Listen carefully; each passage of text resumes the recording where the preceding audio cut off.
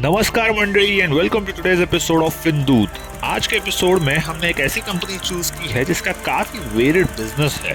Company तो जैसे बोल रही है,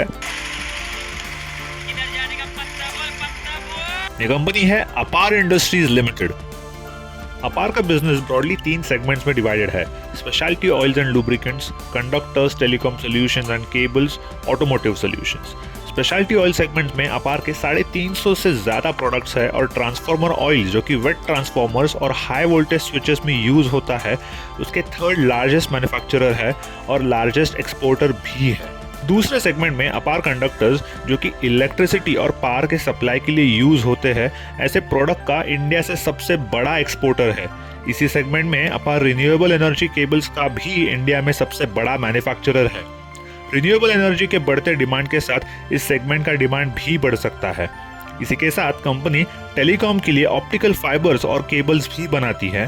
5G का ट्रांसफॉर्मेशन यहाँ एक इम्पोर्टेंट रोल खेलेगा। तीसरा सेगमेंट पहले सेगमेंट से ही रिलेटेड है क्योंकि इनके oils and lubricants automotive industry को भी कैटर करते हैं। अपार इंडस्ट्रीज अपने प्रोडक्ट्स इतने सारे इंडस्ट्रीज को देते हैं जिसमें रेलवेज, रिन्यूएबल एनर्जी, डिफेंस और टेलीकॉम जैसे सॉलिड सेक्टर्स है जो अपार के लिए ग्रोथ ड्राइवर्स प्रूव हो सकते हैं।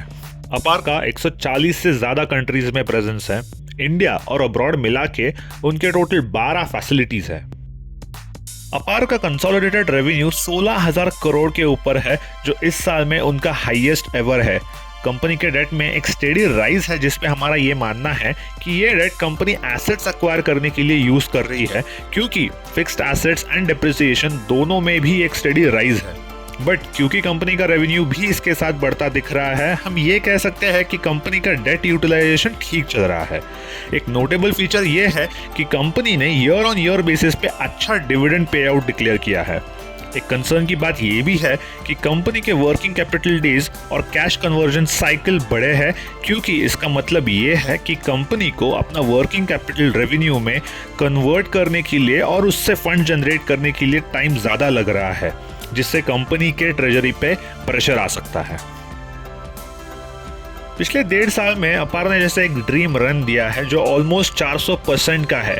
ऑल टाइम हाई रेवेन्यूज के साथ इन्होंने अपना all time high stock price भी टच किया है, बट इससे अभी रेजिस्टेंस लेके एक डिप लिया है। यहाँ एक सपोर्ट जोन दिख रहा है जहाँ कंपनी ने पहले भी कंसोलिडेटेड किया था। हम तो यहाँ पे एक ब्रेकआउट का इंतजार करेंगे। आप भी हमें बताइए नीचे कमेंट्स में कि आपको इस कंपनी के बिजनेस और प्रोस्पेक्ट्स के बारे में क्या लगता है। आज बस इतना ही। Good bye and sayonara.